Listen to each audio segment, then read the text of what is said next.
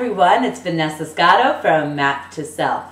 And one of my viewers made a request that I speak about what helped me personally by receiving coaching in my life. I also have done quite a bit of therapy, so they're both intermingled. But in sharing my story, I'm going to talk just a little bit about the healing journey and what's on the other side if you dare to go through the process of self-exploration. So believe it or not, at one point in my life, I actually had a lot of suicidal inclinations. I just want to say I never really worried that I would take my own life, but the fantasy kept persisting. I would get stressed and I would think I should just kill myself, and this was something that I struggled with. I was also a very happy person at certain moments of my life, but then I would crash into depression. I was struggling not with finding relationship, but with choosing healthy partners through which I could come alive, express myself, feel seen for who I was. I was suppressing feelings. I was repressing memories. And these are all things that maybe an observer would look at me and they wouldn't see right away. I looked confident, I looked happy, I looked fairly healthy. But inside, there was a lot of chaos, and I ultimately wasn't living up to my potential. And I was, as I said earlier, struggling with many doubts, a lot of despair, and a lot of feelings that I wasn't worthy and lovable as I was. So that was the beginning point. And what really had started me on my road towards seeking out therapy, seeking out coaching, was that these suicidal fantasies had all of a sudden started to occur in my mid-20s, and that I was bottoming out in these moments, and just the truth was hating on myself. I remember being married and married to a wonderful man who loved me very much, but never feeling loved, ever. I was always afraid the other shoe was going to drop. I had thoughts like if he only knew me, he wouldn't love me. And all of this from someone who had a seemingly good life. There was no reason I could understand to attach to my cycle of despair and to attach to the self-criticism that was holding me back from giving and receiving love, from being all I could be in my career. So I began on the road. And the road itself is a long journey. It's hard to explain.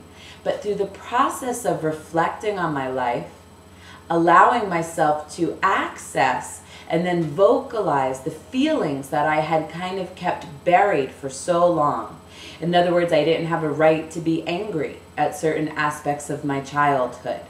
I didn't want to feel some of the vulnerability and some of the yearnings for validation, for love, that I had pushed down because it was too painful to even feel them, to acknowledge them. So bringing all of that to the surface, because repression, it takes energy, and you always feel like you're hiding who you are. That's one of the main things. As long as you don't even acknowledge what is stored in your body, what is stored in your mind, you always know on some level you're hiding something. You're wearing a mask. And that perpetuates this idea that if they only knew me, they wouldn't love me. It also perpetuates fear. Like if I go in there, I'm going to fall apart, I'm going to look ugly, people are going to dislike me, I have to keep it together and look perfect and contained. The fear itself keeps going on until you what? Turn around and look at it. As soon as I let out of the box all of these different feelings, all of these different beliefs about myself, all of these different aspects of myself that I was afraid of, I lived in fear that should I reveal it to someone else, my life would fall apart. The only way you dispel that fear is by living that and showing it to someone else and seeing they don't run, they don't go crying, they don't, abandon you or judge you. And even when it has happened, people sometimes judge, people sometimes criticize, it happens on YouTube sometimes. You realize that the visceral pleasure of being who you are and being true to that really outweighs a lot of the criticism that might come your way from time to time. So now I feel a lot more alive, I feel a lot more whole, I feel loved, I don't feel afraid that if I am to own myself, others will go fleeing. And I get that pleasure of, at the end of the day, knowing I was true to who I am. So I say to a lot of people, you know, sometimes your life doesn't look very different than it may have prior to coaching or prior to therapy. Sometimes it looks drastically different.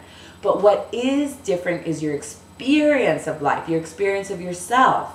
I feel alive. I feel passionate.